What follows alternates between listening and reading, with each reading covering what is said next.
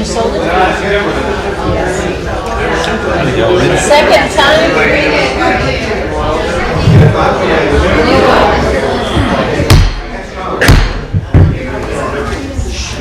Let us come to order. Today is Tuesday, March the 22nd. We're at the Civic Center for two meetings. The first meeting tonight will be a special meeting of the City Council. We have three things on our agenda. Please call the roll. Ms. Blackburn? Here. Ms. Albrecht? Here. Mayor Bailey? Here. Ms. Castro? Here. Mr. Tindall? Here. Okay, the first item on the agenda this evening is a change order number 2 on the canal project with Pebble Ridge. Dina, will you come give us an update on what this change includes?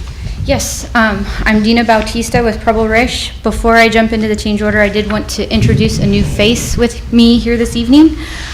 Jeff Britton has recently joined PRI, Pebble Ridge, from Tyndall Air Force Base, and he has about 20 years experience, so I'm really excited to have him on the Mexico Beach City Engineering team. So wanted to let you get an introduction to Jeff.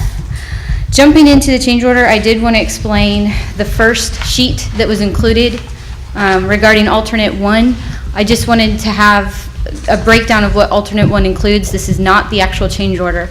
This just lists what items were included in additive alternate 1 per the bid and the breakdown of pricing for those.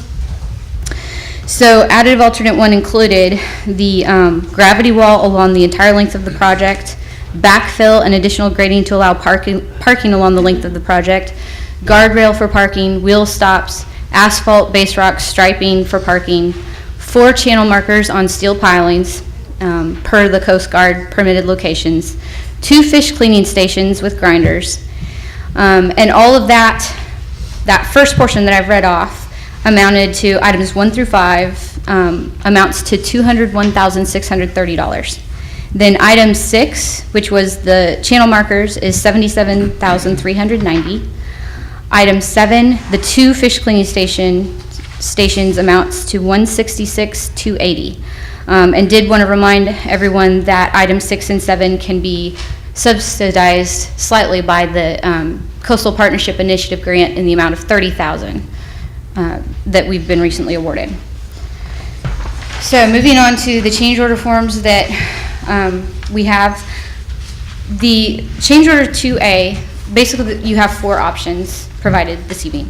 So change order 2A is what we listed out in the last council meeting, which is just for the first segment of the project where we're working currently, and includes the gravity wall, the additional grading and backfill, wheel stops, and guardrail for just that segment. It does not include base rock or pavement. So the amount to do that would be $76,389.39, which brings the total contract price to $2,352,847.38. The other option would be to include the gravity wall, additional grading, wheel stops, guardrail, but add in asphalt and striping for the first construction segment where we're doing construction now. So that would be pretty much everything along that first segment, including asphalt. To do that, it would be approximately $103,787. So that's the second option.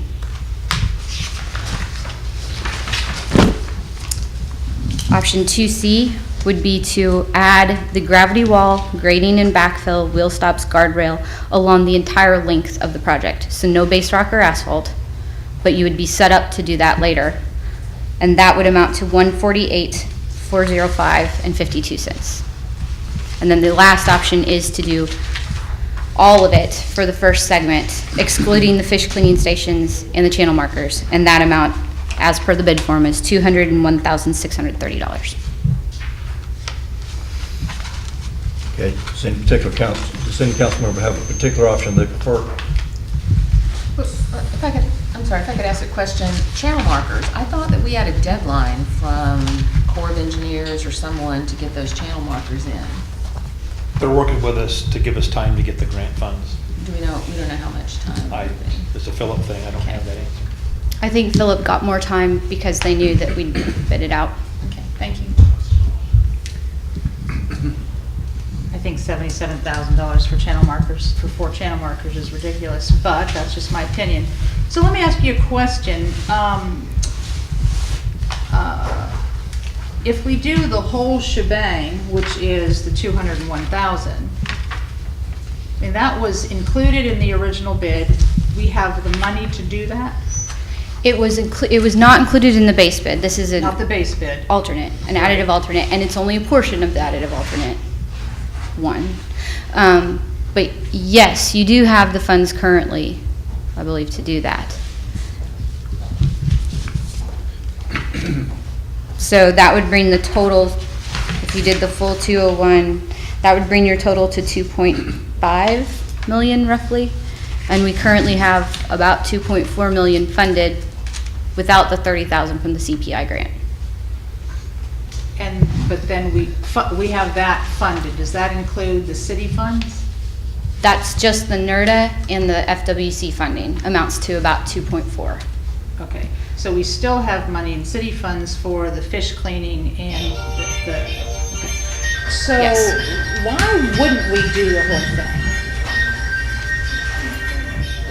There's no reason that I know that we should not approve all of that work for the parking in this phase. Do you have a reason why we shouldn't do the whole thing? No. I was cautious to go ahead and award alternate one in full, which is not 201,000. The full additive alternate one would amount to about 450,000. So the caution there is just hold back enough, since we're just starting construction, to have contingency should we need it. We know we're gonna have to address the concrete bulkhead that's failing later, so. So, yeah, so your, the 201 is not including the fish grinders or Correct. the Channel markers. I'm actually probably okay with that. The 30,000, was that for the channel markers? or It for can be anything? used for the fish cleaning stations and/or the channel markers.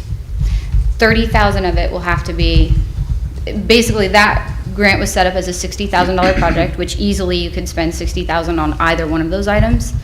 30,000 is funded, and then 30,000 is match. Your NERDA funding can be used as match, or the city funds can be used as match for that. But it can only, that funding can only be applied to those. So if we do 1 through 5, we're looking at dipping into the city's canal reserves. I think 1 through 5, you'd be pretty much Be okay? breaking even on just the NERDA and the FWC funding. But the 30,000, you're talking about the voter grant. Okay, Yeah. I got you now, thank you.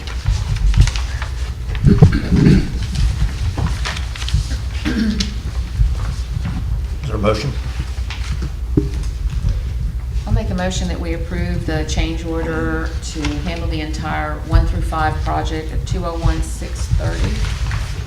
We have a motion to adopt the change order that totals 201,630, which will include steps 1 through 5 and the number 1 and the first alternate. Is there a second? Just a question, is that change order 2D? Yes. It is. And that doesn't change the time frame. No. I'll second. We have a motion and a second. Is there any other questions from the council?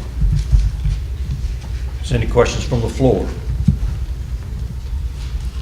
Please call the roll. Ms. Blackburn? Yes. Ms. Albrecht? Yes. Mayor Bailey? Yes. Ms. Castro? Yes. Mr. Tindler? Yes. Great. Okay, the next item on the agenda is the Duke Energy Banner Agreement. Mel, you want to bring us up to date on that, please? Yes, Your Honor.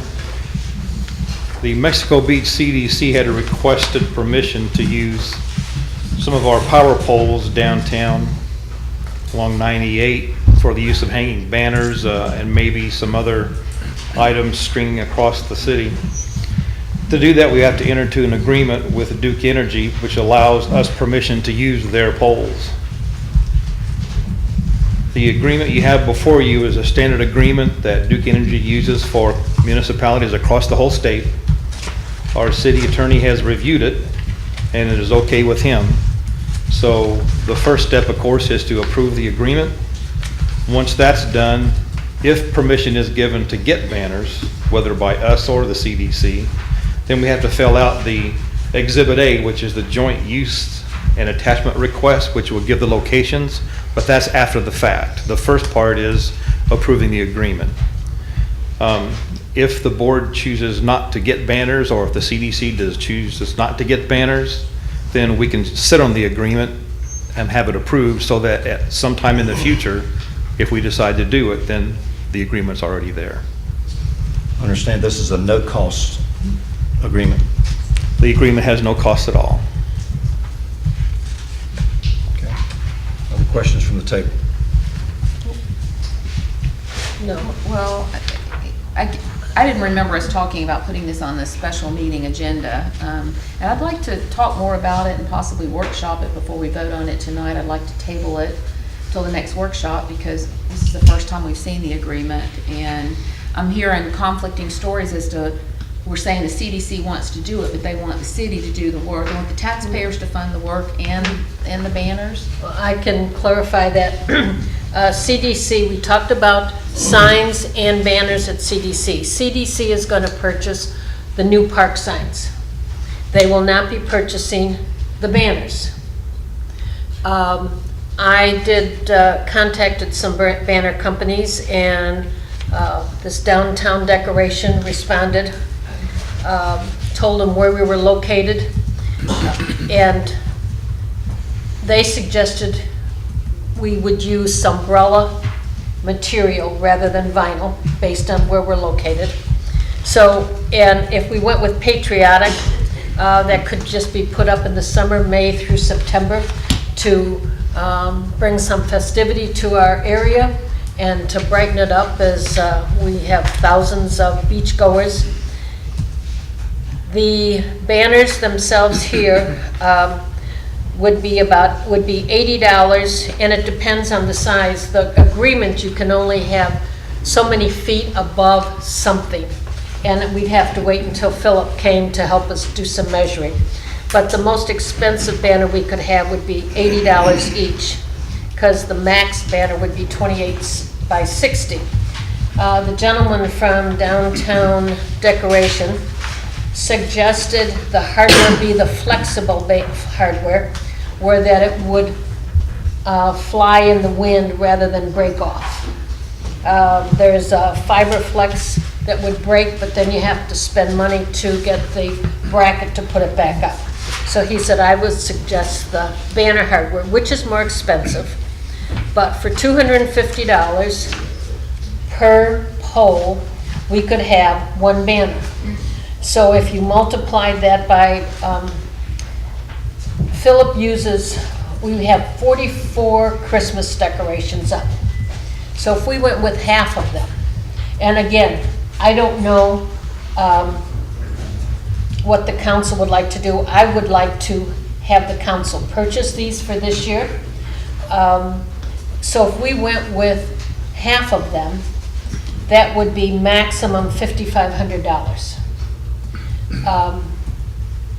Again, it's not budgeted, so between Adrian and Mel, maybe they can figure out where we could get this money if the council so chose.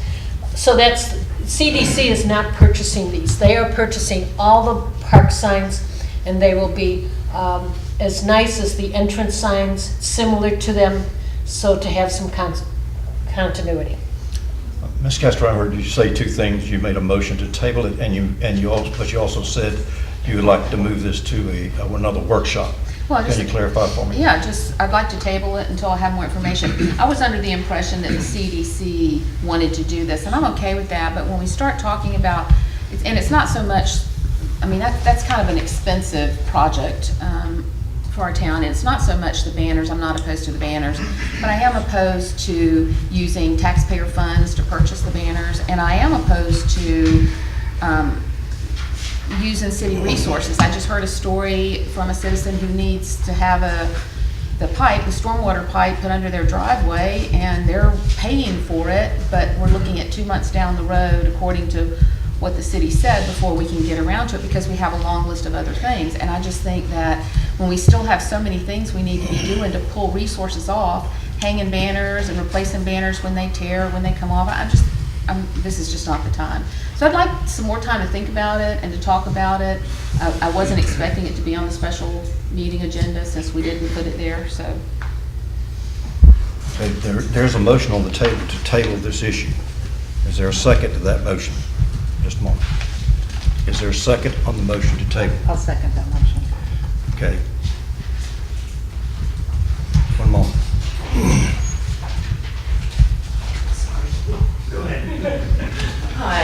Sandy Yarborough, 66 Azalea Drive, and speaking tonight at this point as the director of the CDC. The CDC did not request this. There was a conversation between Councilperson Albrecht and Kimberly Shove about some things that might make the city look more welcoming and so forth and so on. And the two things that were discussed were the banners and the signs. And at our latest meeting, the CDC decided we would look into the cost of refurbishing the signs, the entrance signs into the city. No, sorry, park signs. And that while we thought, yes, banners would be really neat, it did not fit into our plan at this time. So I just wanted to clarify that, because sometimes CDC gets mentioned when they shouldn't be, in the context of which they shouldn't be.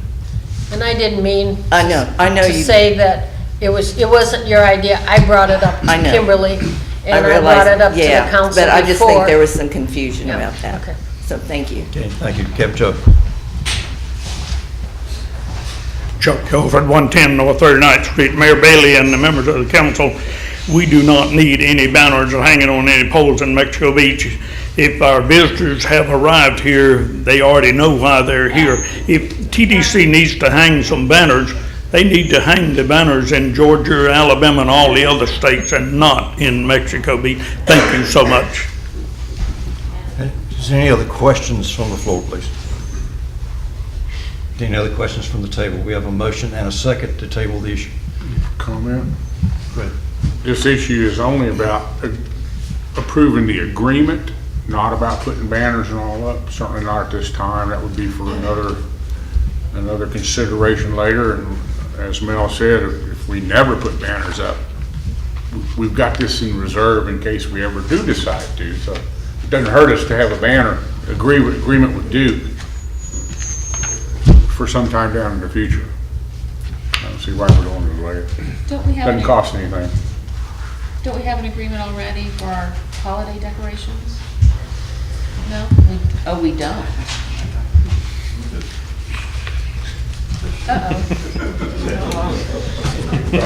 I don't have a problem approving the agreement either. I don't have, Please yeah, call. I don't have a problem approving the agreement. That's all we're talking about. Well, do we need this agreement to hang the Christmas It decorations? certainly would not hurt.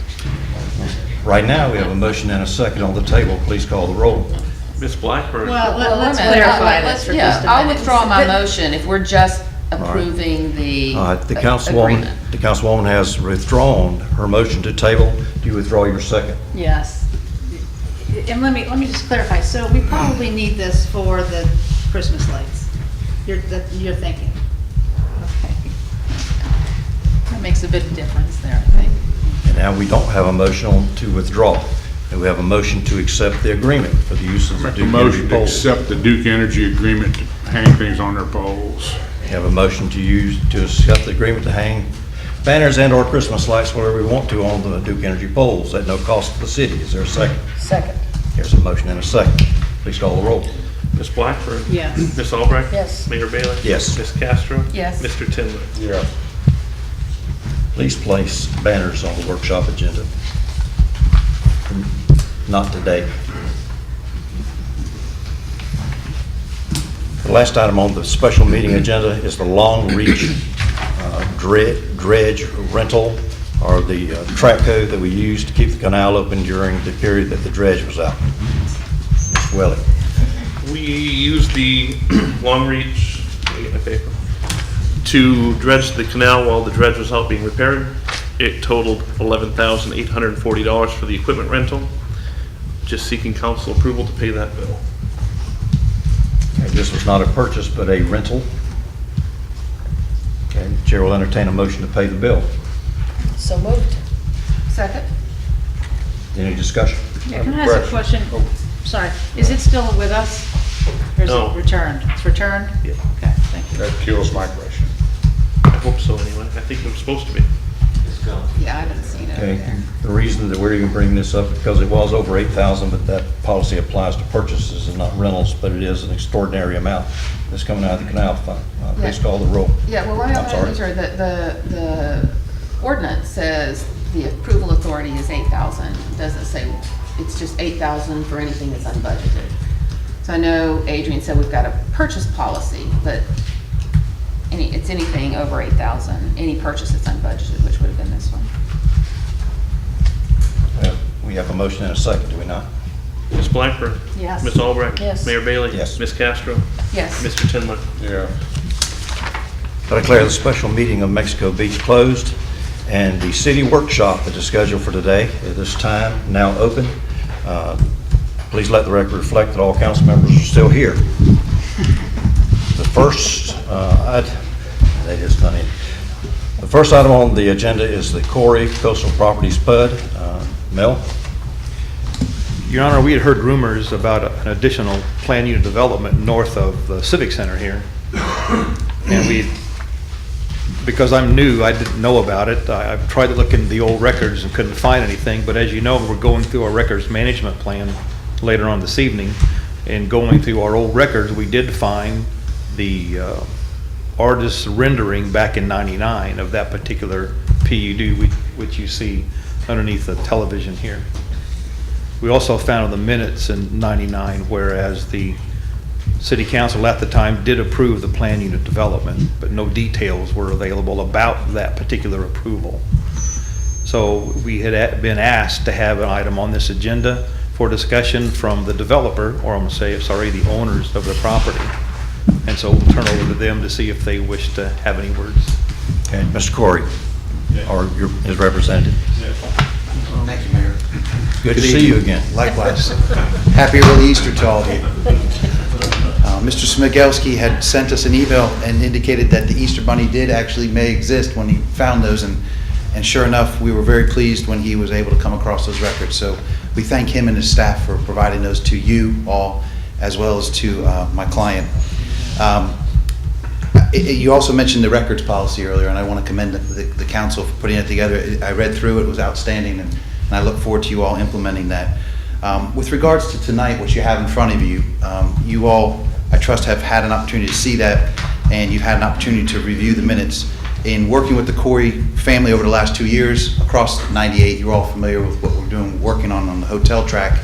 What we thought would be a good approach would be just to first get the Coreys in front of you all, acknowledge the plan that you have, and just ask, and I understand it's a workshop tonight, and I know Mr. Benate is not here, but in terms of the procedure, I don't know if there's a formal action that you can take, but I am here to ask on behalf of the Corey Coastal Family Properties, just to ratify and to affirm before they move forward with any professionals. They have an engineer with them tonight, Mr. Jack Husband, who's been retained by Corey Coastal Properties. But the December 14th, 1999 minutes, and I'm going to read them if I may, they're already part of your public record, but 17 years later, Mr. Klein of Baskerville Donovan presented to council with a concept plan for the Corey 100-unit development. Mr. Klein asked for the approval of the planned unit development. The property is currently unzoned and would like the area zoned as a planned unit development. Mr. Ashcraft made a motion to approve the Corey property as a PUD. Mr. Jones seconded the motion, and all were in favor. Those are your minutes that we were provided, and again, I thank Mel for that. And this was the concept plan that had been submitted for the PUD.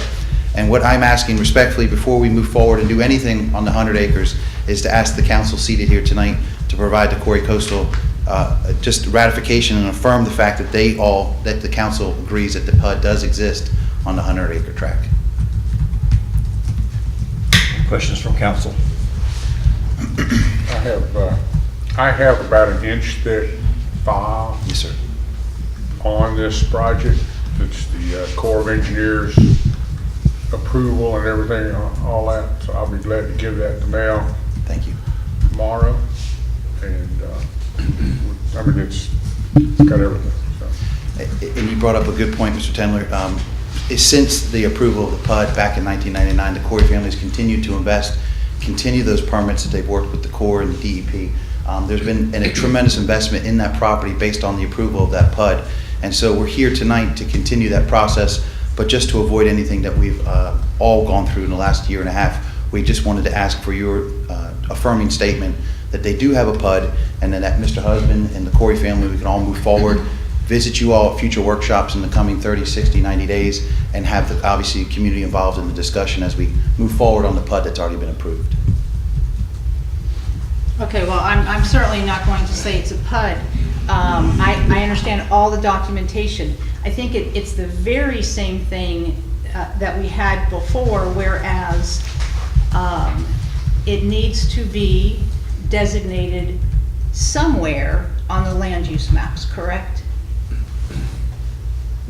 I'm looking at what was approved in 1999. I understand that, and Yeah. I'm looking at it from not what was approved, but the legal aspect now. So until I hear from our attorneys to make sure that, I understand, I think it's awesome. I have no objections to doing a PUD back there. I think that's a great location for that.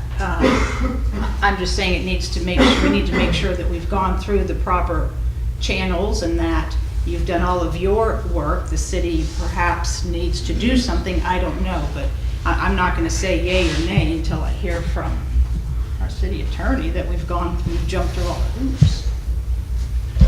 Okay. I agree with the fact that they have, the planning and zoning improved that. Actually, the city council. sir. Okay, they improved that back then.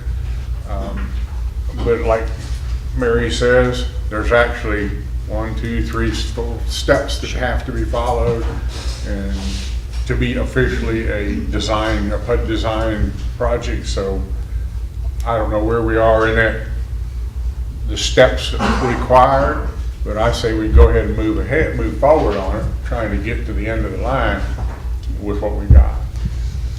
Mayor? Yep. The only documents I knew existed were the map and the minutes until just now. Give me time to look at that, please. I too don't have any problem with the PUD being developed north of town. I think it's a great idea. It looks good, but you've got a monumental engineering feat ahead of you. We all know what that property looks like and what you've got to do, and the requirements even to have the PUD concept approved are going to be arduous, and you're going to put a lot of money into the project. So if you will, just give us a little bit of time to look at everything Mr. Tendler has too. I'd like to look at everything he has, and we'd certainly love to see you again. Sure. And to Ms. Blackburn's point, if everything's been done on the Corey side, and it's really a procedural matter for the city, if you can, through your staff, just let us know when we can come back. And if there is a proposed ordinance that is introduced, we'd certainly like to review it prior to a meeting when you get to that point, after you've had an opportunity to review the entire record. Okay. I would say let's put it on, Nick will be at our next workshop, let's put it on the agenda and let's ask him and let's Right. do what we Sure, need to thank you. do. Now, just for clarification, you said the property is unzoned. Did you say it was unzoned previously? What was it zoned previously? Well, I just read the minutes from the meeting, so it wasn't mine, but it was Mr. Klein's comments that he indicated the property is currently unzoned and would like the area zoned as a planned unit development, was a statement made by Mr. Klein. And in fact, it's agricultural, isn't it? Well, it is residential low density, right? I'm sorry. Residential low density? Residential low density on the city's maps. Which, that's interesting. Yeah, again, I need to look. Sure. And anything that we can provide, we have an extensive record as well, the Corey family does. So if there's anything, Mr. Tendler, that you provide to the city, we'll be happy to try to make it available to Nick and the Mel so they can look at it as well. Yeah, I was just gonna say, make sure Nick gets everything. Do you have that Corps of Engineers? We have extensive files on all of it. And 20-plus years, sir. And you're willing to share. Absolutely. Great. We want to make this process as smooth and work with the city as best we can, just to move, as you all indicated, to move it forward, really is what our goal is, so. I have a personal comment to make, not as a member of the council, but a personal comment. Yes, sir. I would like to see this project, if it goes or not, be a very civil, smooth thing, where we don't have a lot of legal process involved, because we spent nearly $30,000 on that last project of the citizens' money, and I don't want to ever do that again. Yeah. So let's just dot the i's and cross the t's and get it done right, okay? We agree with that mode of thinking. We would like to get along and make it simpler next time too. We're a whole lot better as partners than opponents. Okay. That's great. And Ms. Castro, do you know, is there a date for that workshop? that you all Next have? Next Wednesday. Wednesday? April 6th, not next Wednesday. So 2 Oh, that's weeks. right. Oh, This is the long month. So we can plan to April 6th. Okay. Thank you for your time tonight. Appreciate it. Thank you.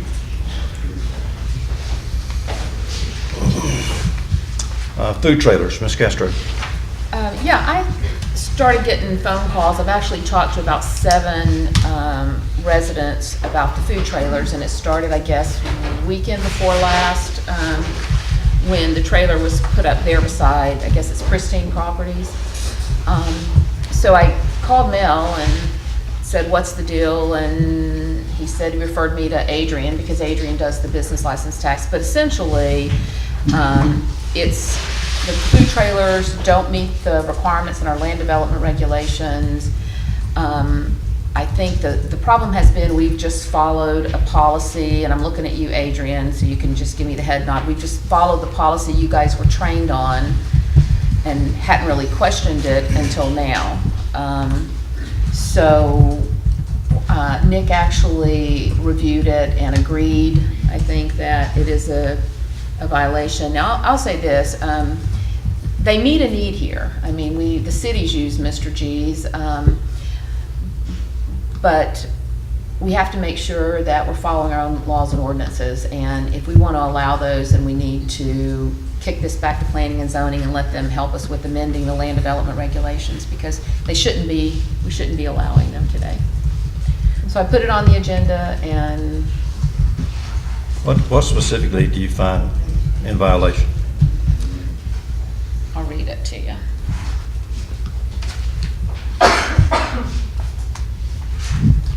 If you look at the land development regulations under section 2.02.03 for commercial, it talks about temporary uses are allowed. However, the use must be less than 10 days and specifically does not include trailers. Then there's the peddler's license, but the peddler's license is, I can give 2 examples of a peddler we've had. One was the produce guy at Parker Realty who would come in on Saturday, sell the produce out of his truck. The other one was, I think it was Denny's Dogs. He had the little hot dog, mobile hot dog thing that he used to park, I think in the same location in front of Pristine. In Pristine, Those are in Pristine. actual peddlers. But the, putting the permanent trailers, I mean, first of all, that requires some type of building permit or something from the city. So I think that what was happening, people were coming in, paying their business license tax and assuming that they were good to go. I don't know. But anyways, it's on the agenda, so I want to know how you guys feel about it. So you're saying Nick agrees that they should not be there? He agrees with the assessment that these are temporary uses because they're on wheels and movable. He references it does not include trailers and recreational vehicles, which appear to mean that temporary uses cannot be accomplished with trailers and recreational vehicles. But he went on to say the more direct way to regulate this issue is to set standards about what kind of building structure, trailer, vehicle, et cetera, may be used to operate a business that serves food. So, not really clear. And I agree, I don't think there's any direction on food trucks, if that's what we call them. So, of course, Google is your friend, so you Google food trucks, and, I mean, they're huge. It's a huge business. And I agree that they certainly provide a needed service here. But I also agree that our LDR doesn't address any kind of regulation of them, which I think we probably could benefit from.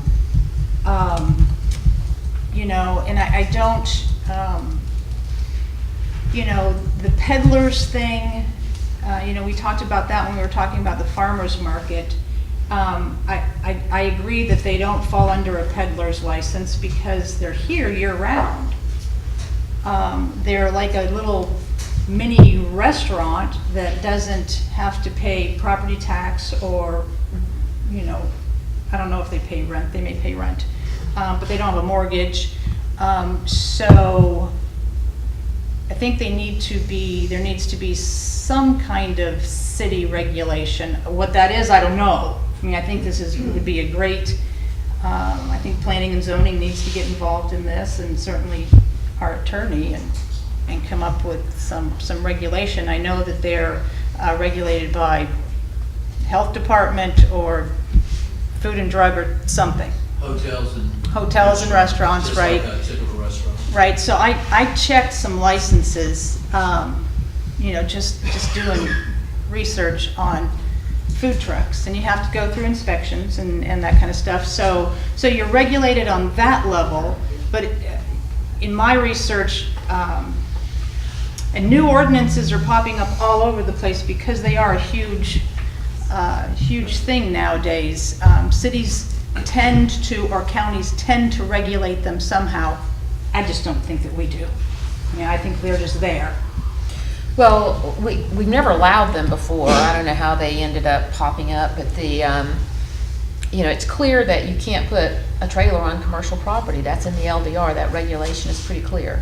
They're not allowed unless it's in a mobile home park. So we do have a clear regulation, but it's for bringing in a structure and putting it on that lot. If you're driving around in your mobile food truck and you're driving it around or driving it different places, that falls under the peddler's license, which we do have, and we do have the regulation for the peddler's license. So we just need to figure out what we're going to do with these. We don't want to continue to violate our own laws and ordinances, so we need to figure it out. I think that I was looking at the one beside Gulf Foods, and actually went to take a picture of it to send to Nick, and they were getting a delivery at the time that I was making the picture, and when the big truck came in, because now the donut trailer is there, that's where they used to pull in and unload, they blocked the entire street. And, that affects the business on the other side. Yeah, because now that trailer's there's nowhere for the deliveries to come in. They're kind of using the street there. So we need to make sure they're in the right location. Okay. We have a comment in the back. Please come to the front so we can hear you. Yes, ma'am. Me? Yes. I got a lot to say. Okay, so, hello, my name is Rose Young. I live next to town. I love this place. And here's the thing. I think that most of us want to keep it as traditional as it is. I mean, I'm from Georgia and then California, and we want to keep it like a beach community, a local community, a very nice place. We don't want a big hotel with a bunch of people coming in here and probably not even filling the rooms maybe. I don't know, maybe they will, but who's gonna work here? I mean, I'm talking about lots of real estate that is empty. And then you talk about the food trucks. The food trucks are easy. If you don't make it, you roll out. You're done. You don't have a truck. But if you make it and you have a room at a big, like a restaurant, a building, well, that's great. But if you don't make it, then you don't have a big empty building. We have lots of empty buildings. I hate that. I hated it when the View is empty. I hated it when the Castaways was empty for a long time. What you call that? What's that? Windmark, empty. We need to keep places that are occupied, that are frequented, that people like, that people can afford, and it's a fun, traditional vacation place. That's all I'm saying. I'm just saying. I'm a taxpayer. I live here now. I love you, Mary. But here's the thing. And I love Mr. G's. I frequent that place. And I'm sad if you don't think that's not important to hear. I think that's a very important place. Thank you. Okay.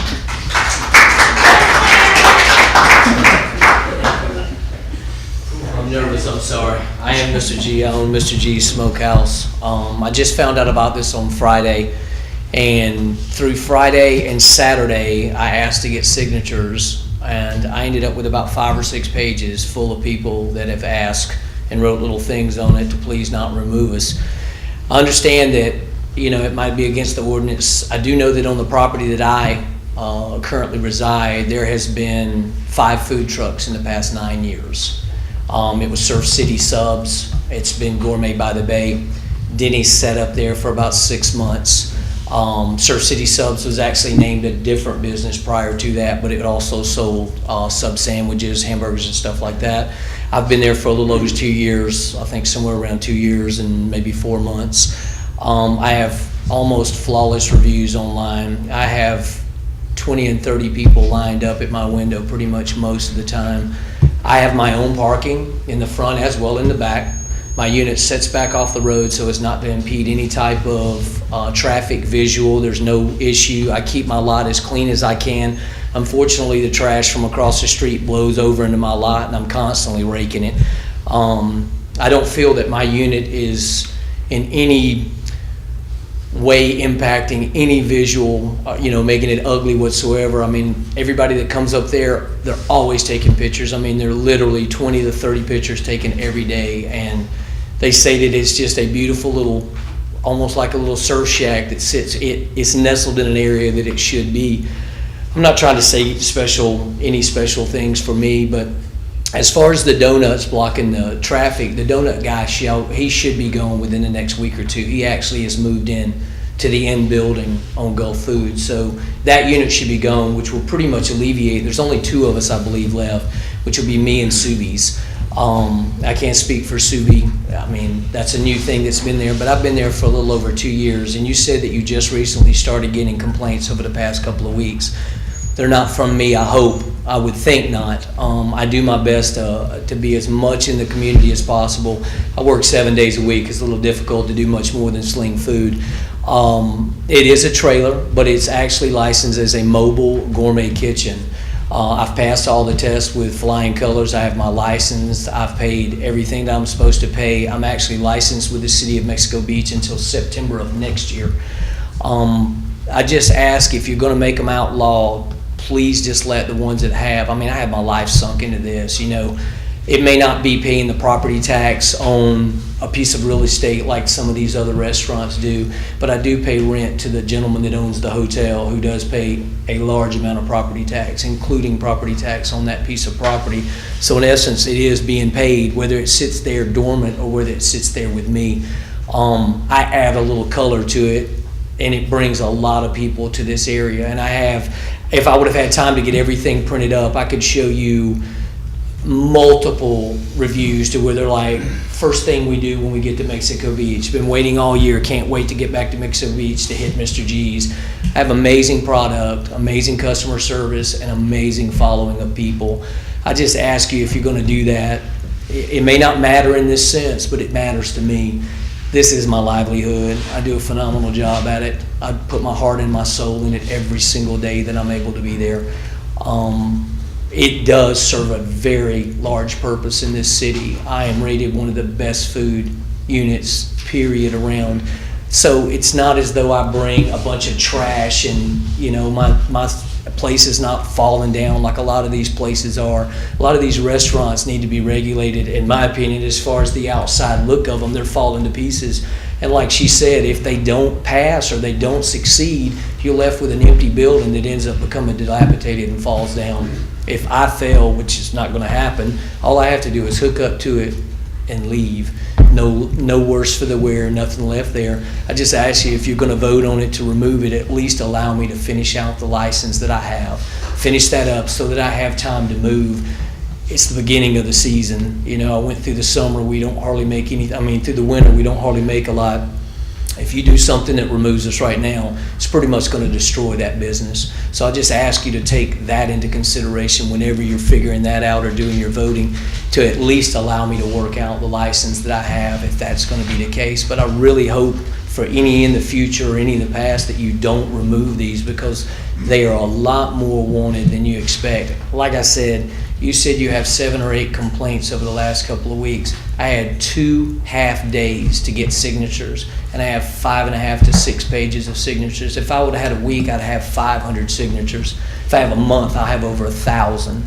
So it's one of those that it may not seem important to you, but it does seem important to the people that come here. And in my opinion, that's the best banner you can have. I mean, you're gonna hang banners on poles to get people here.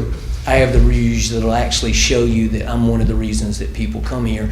Now, that may be braggadocious, and I'm not trying to be braggadocious. I'm just trying to put all the facts out there. I have a lot of loyal customers that have hit me every year I've been in business, and when they come, it's usually for lunch and dinner. Almost every day they're here. That says a lot. A lot of people sit on the beach and get sunburned. Unfortunately, they drink and get a little inebriated and don't need to be behind the wheel of the car. They can call me up or order it. I can either run it over to them, or they can walk right up off the beach and get it. So for those who don't have the time or the desire to come off of a beach all day long and go get showered and cleaned up and have to stand in line for an hour and a half, I'm the perfect answer for that. So that's all I ask. I'm going to stop running my mouth. But, you know, if I could just drop these off, these are the pages of the signatures. I mean, I have lots. You can look me up on TripAdvisor, Yelp, Facebook, and you will see almost constant 5 stars and how happy they are and how they can't wait to get back and try the food. So in my opinion, it offers something to this city that, you know, I'm a one-man unit. I'm a one-man show. If I had 4 or 5 people, I would compete with any restaurant in this town. But unfortunately, being that I am a small unit, I don't have the space really for people to be in there. But that's all I ask. I just ask you to please, you know, really think about it and talk with the different people around. And you're going to see that there's very few people that are opposed to it. Evidently, I've been there for over 2 years, and you just recently are getting complaints about 2 people that have set up in places that, number one, are nowhere near the right-of-way. They're completely cramped onto both operating spaces. One across the street from Sharon's is extremely close. I get that complaint. And then the one by Gulf Foods is, without a doubt, does block the traffic. I understand that. But mine is nestled completely hidden, almost to the point you drive by mine and don't notice it. I've tried to keep it that way. It does hurt my financial side because I have people that pass me and don't even see it, and they'll call me and go, man, I've been by 3 times, where you at? I kept it nondescript for that reason. You know, I have my sign out front that was already there. I just painted it nice. I've got the fence that's there that's got a little airbrushing on it that I did. Short of that, I am very nondescript colors, very disappear almost into, you know, the woodwork, as so to speak. But I mean, you guys I've catered the city a couple of times. Most every person that's ever been to my place absolutely loves it. That's all I ask. I just ask you to please consider that and take that under consideration before you make it to where we can't stay there. And as far as making it to where we can constantly move it and come back, that's so hard when you've got a full-on kitchen, because I'm not your typical mobile unit. The typical mobile unit has a small little fryer and maybe a microwave and a heating pan or something, but I actually have a gourmet kitchen. I mean, I have everything that any other kitchen does. I pay my property tax. I mean, my property tax on what I own, and I pay my rent, and all my bills are paid timely. And I ask you to take that in consideration. Can I drop these off, or is it a moot point, or? You and Mr. Bailey, please. But I do appreciate your time, and I know I rambled, and I'm sorry. I just wanted to get that out to please consider that. Now I'm going to shut up.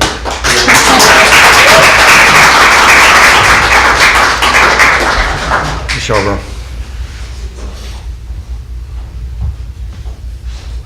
Hello again. Sandy Yarborough, 66 Azalea Drive, and I'm a citizen at this point. I've eaten at Mr. G's. It's a very good food. A lot of my friends have eaten there. He recently catered our event for the CDC Snowbird Luncheon, and everybody loved it. I think, you know, there's been some complaints about some food trucks. Mr. G's not a food truck, in my opinion, and I think that's where probably the workshop needs to go. He's not breaking any ordinance, because there is not an ordinance that can, you know, that addresses this. Yes, So, there is. you know, you need to look at, you know, the difference between the different things. It's a whole new business in the last 10 years or so. And so you need to look at it and study on that. But I would encourage you not to discourage entrepreneurs in Mexico Beach. We need them more than anything here. And that's all I have to say. Thank you. Okay. Thank you. If I could,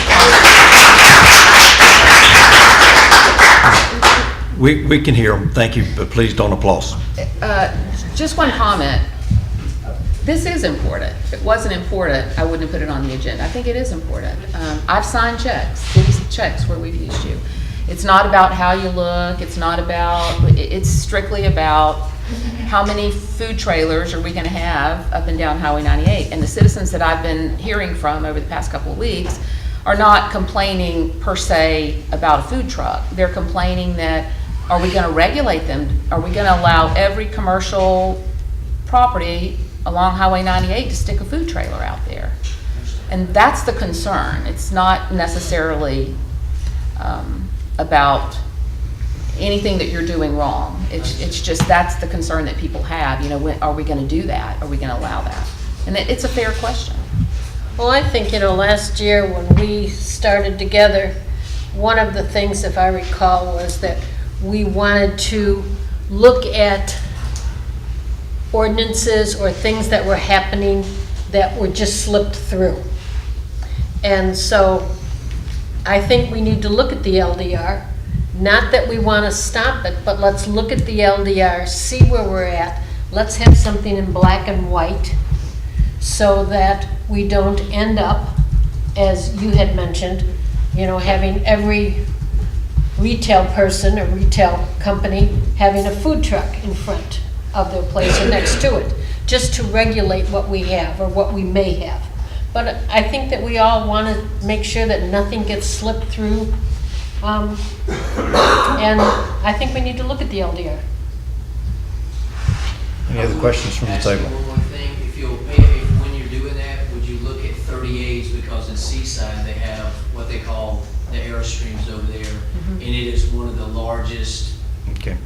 I mean, it brings people from everywhere because they love it, and it is such a great attraction to them.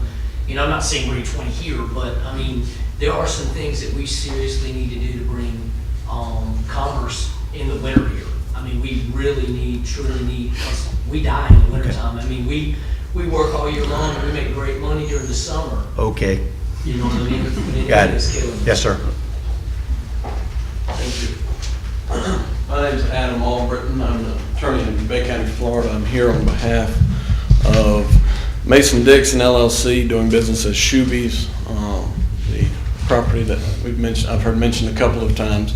A couple of things I wanted to point out is that my client had never had the intent to pull a fast one on the city. When my client decided to open up a business here, my client started in approximately August of last year researching the proper methods and steps to go about doing this. She's worked hand in hand with the city. She has consulted the city on a number of occasions to make sure that what my client was doing was proper and in accordance not only with the state regulations, which she has to follow, which were discussed earlier, but the city. And I understand now that the city's questioning whether they're enforcing those regulations properly or not. And I think that, and I'm respectfully, and all due respect to you, I disagree that the LDR goes directly to food trucks. But my client is in no way trying to harm the city or bring an aesthetic appeal that would not benefit the city in any way whatsoever. My client would love to work with the city and possibly work on directly addressing food trucks inside the LDR. But at all times, my client, in her preparation, her communication, obtaining, working with the city, obtaining the licensure the city requested, at all times my client was upfront. At no time did my client ever attempt to backdoor the city in any way. She's filled out the application. She's done what was expected from the city up to this point. And I understand your position is that, well, that maybe the city was not acting the way it should. But her reliance on what the city said was what got her to come here and set up a business. It wasn't just one night she decided she was going to put a commercial food truck on this property. So I would ask that the council keep that in mind going forward, and I'd also ask that the council work with these food truck owners, whether it's the gentleman that got up here and spoke or it's my client. I think you'll find that these entrepreneurs are more than willing to work with the city in a friend-to-friend type of contact, unlike the contact that you mentioned you wanted to avoid on a previous issue. And, you know, one thing of interest was my client did not receive any notice from the city on this meeting, which my client, of course, after spending the time and effort and money to get established, was obviously very concerned because she did not know where you were coming from, where the board was coming from. And she does not want to have that type of relationship with the city whatsoever. She wants to work with the city. She has done that and shown that. And I hope you would, in the future, give her that opportunity. We'd love to work with you on the LDRs. Let's look at them, let's review them. But the businesses that have followed predicate the city established, I firmly believe and hope that you will continue to let them operate their business. That's it. Questions? Okay, thanks, sir. Thank you. I do think that, thank you very much. And certainly, I don't know that anybody was accusing your client of doing No. anything wrong. Because she obviously talked to the city, I understand that. That's not her fault at all. But I do think we need to somehow, whether we kick it completely to planning and zoning and let them do it. I'm certainly not in favor of pulling anybody's business right now. We've got a lot of work to do. I'm just simply suggesting that we do what most other cities do and regulate them. So that would be my suggestion. So do you think we just kick it back to Well, P&Z? well, we do have to kick it back to P&Z, right? Because it would be changing the land development regulations. Right. So it would require, in order to put a trailer on either a vacant lot or to put a trailer with another commercial property on the same lot, we need to amend the LDR. And that, according to the land development regulations, that should start with P&Z. So I think we should start it with P&Z, let the discussion start there. If we want to bring in some of the owners who actually have that establishment to provide some input to the Planning and Zoning Board, I think that's important. And I would say that until we resolve this, we shouldn't have any more. We shouldn't be issuing any more, collecting any more business license tax and making sure they understand they can't just put a trailer on a structure on a property. So I'd say we kick it back to P&Z, and until we get it resolved, we hold off on adding any more. I mean, we don't want to. I agree. I think Shuby, is it Shuby's? Shuby's, yeah. Shuby's and Mr. G's, you know, let them continue as they are because they've already gotten the approval from the city. But let's look at it and regulate it and see how we can make it absolutely clear with our I's dotted and our T's crossed. I would like to talk about this at council, one more workshop before we put this back to planning and zoning. I'd also like to talk to Nick about this. Okay. Anybody have any problem putting it on the next workshop? No? Pre-agenda? Pre-agenda, please. Mayor, can I ask a question about the right-of-way of the city for these trailers? Yes, sir. I know that we're enforcing the ordinances as far as boat trailers being parked on the North 38th Street, I think it was.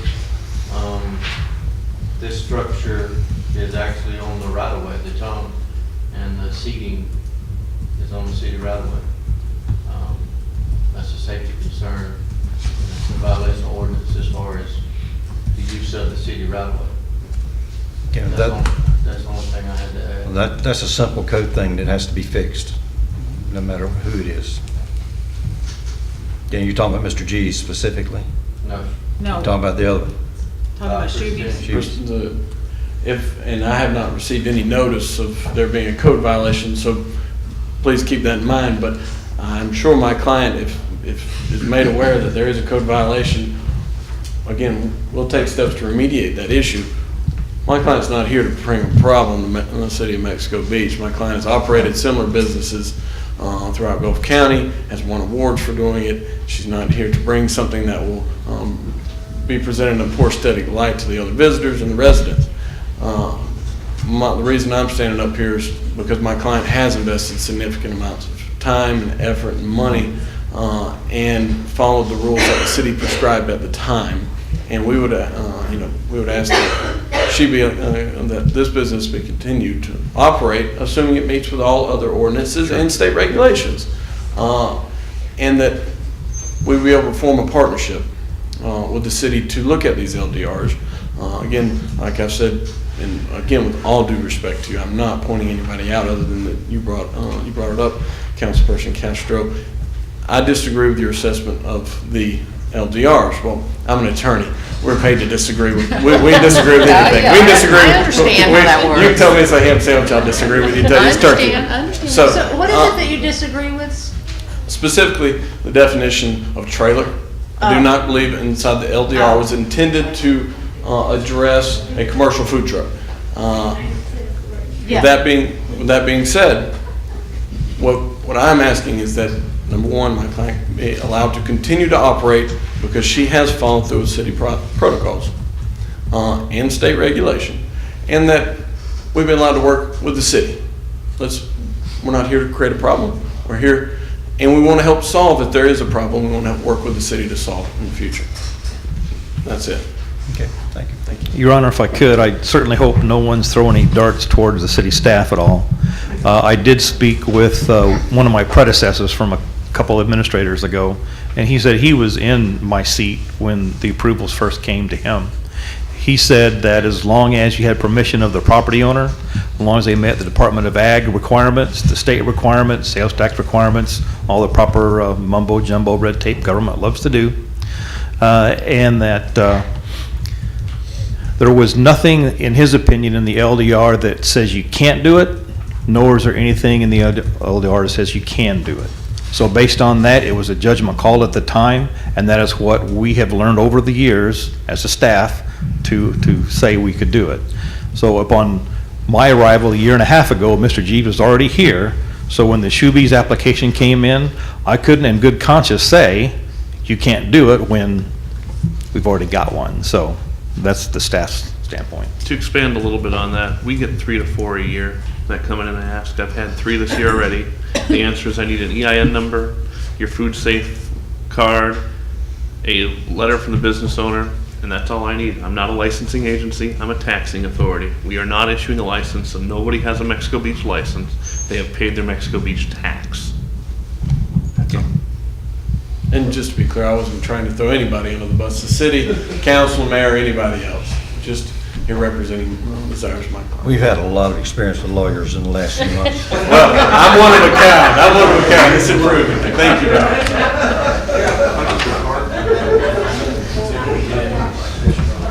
All right, moving right along.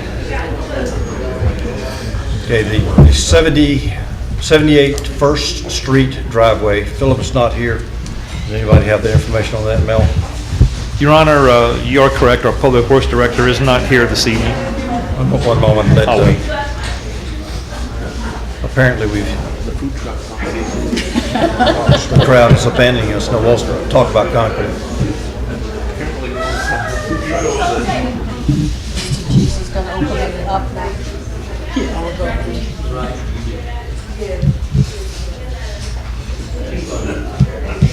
That's a good thing. That's right. You should capitalize.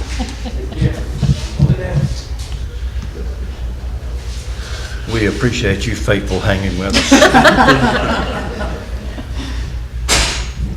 Okay, tell us about 78 First Street. All right. A number of years ago, Mr. Hall lived and rented property at 78 First Street. During that time, one of our city garbage trucks did back into that driveway and did cause damage. The owner of the property did call to say it was damaged and could we fix it. At the time, we said, we'll fix it, but not now, because we did not want anybody in the public to say we were fixing something with city dollars for a city employee. Mr. Hall no longer rents that property and hasn't for a couple of years, but the owner still wants his property fixed. And so he has obtained a couple of bids on fixing that driveway. He tried to get more than just two, but only two had responded. So to complicate matters further now, the lowest of the two proposals is from Sidney Harris, what is it, Construction? Construction. He is a city employee, but he's got the lowest bid. He does a lot of work around this community as well as Port St. Joe, and so he's not really given that proposal as a city employee. It's as a second business. And when it comes to financial reasons, as long as we disclose it and I inform the audit, it's fine. As long as we bid it out properly, everything's fine. We can't not do business with it, we just need to disclose it at that time. I have two questions. Why don't we back the truck down the driveway to start with? I was not here at the time. I have no idea. Mr. Hall didn't tell you that. Where's the driveway damage compared to the street? How far from the street?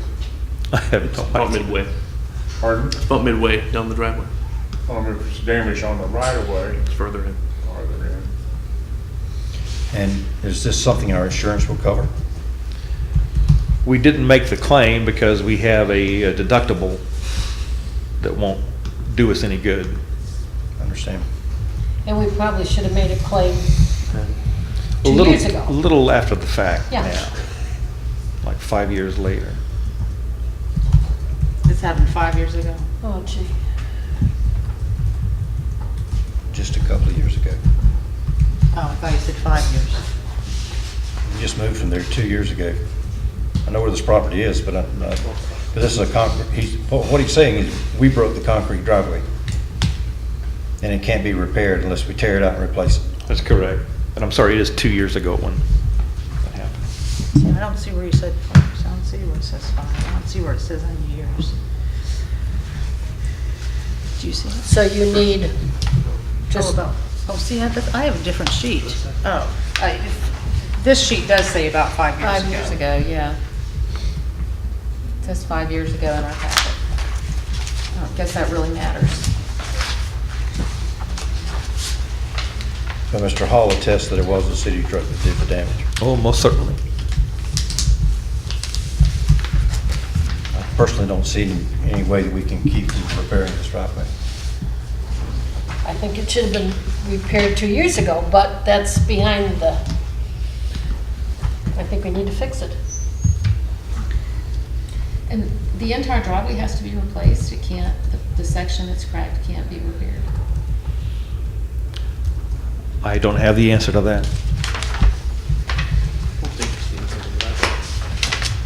I'm sure Mr. Hall wouldn't It says repair any more than is broken in several required. places. I don't know.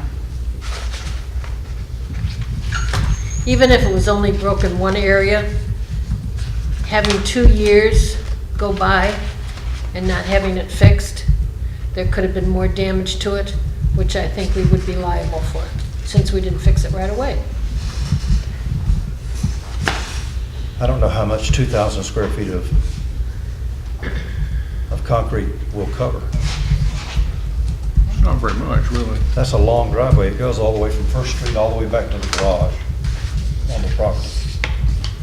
It's not the whole driveway. Okay.